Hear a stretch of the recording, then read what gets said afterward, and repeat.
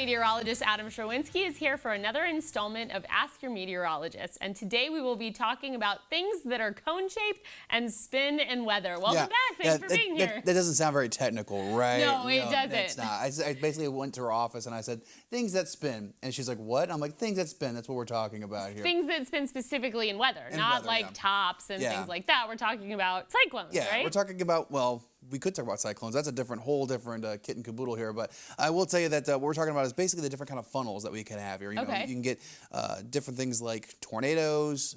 We talk about cold air funnels every once in a while, landspouts, which is a different process than your typical tornado, water spouts, et cetera, dust devils. So we could go for each one. So let's talk about those real quick. Okay. So things that rotate. All right, a tornado, rotating updraft, origin is in the clouds. Our typical tornado, our mesocyclone tornadoes. It originates in the mesocyclone portion of the supercell. I know. So it starts and then cyclones down. It spins down, yes. Okay. Then moves to the ground. A landspout is the opposite. It's still a tornado. When a landspout happens, that is still a tornado here, but it's rising motion, and as it goes upwards, so it's the ground up. Interesting. Still a tornado. Those usually aren't as intense as our mesocyclone tornadoes. Perfect. These are your EF5s, your really destructive ones, the ones that are in twister. Landspouts typically don't do that. They don't usually cause a lot of damage. They can, obviously, but they don't usually get super intense because the process is just not as conducive for it. But ones based off of boundary layers and, you know, a little bit more technical. Then we get to the cold air funnel, which when those land, those touch down, they become a landspout here. So there's your kind of technical thing. There you go. Cold air funnels.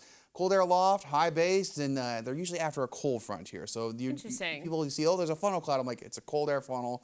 Rarely do those touch the ground, but when they do, they are considered a tornado. They're usually pretty weak, though. It's the supercell tornadoes that we're really worried about. And dust devils. You might have seen some actually here over the last couple of weeks. It's been so hot. Farmers have been in the field. Those fields are clearing out. So probably seen those. Clear sunny day, heat and balance, warm and dry, and they start to really spin up. So there you go. Those are really what you got to look for. Now, a tornado versus a landspout. I kind of went over this. Let's talk a little bit more. One's on the ground, one moves upward. Again, landspouts, you'll find those out west all the time. They're really cool in places like Colorado, out towards even out towards western Kansas.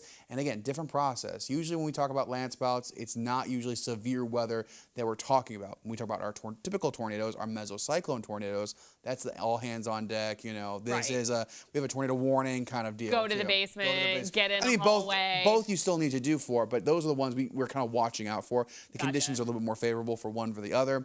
And again, we rarely get landspouts. We've had a couple here, though, within the last year or so here in central Illinois. We've had landspouts, but again, they're very slow moving. They're not really the same as a typical mesocyclone tornado. Sure. The ones that are really dangerous and scary and what we're normally are everyday average tornadoes. So again, those are two different things. Let's talk about the process of landspout. Let's kind of put it in motion here.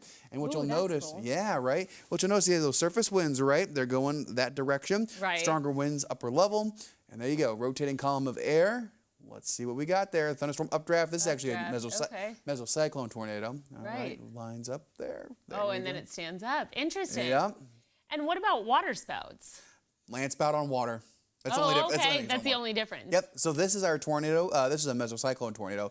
We got a wall cloud. Usually when we're in meteorology, you're out in the field. I know Jacob, when he's out there on the storm tracker, he looks for wall clouds. He will tell us there's a wall cloud when we're looking at our cameras. Hey, we got a wall cloud. We got a lowering. That's what we watch out for because that's usually the birthplace of those tornadoes. That rotating column of air continues to go downward, and boom, it's a tornado. If it doesn't touch down, it's just a funnel. But still, funnel clouds can be dangerous as well. So keep that in mind. Really cool to look at.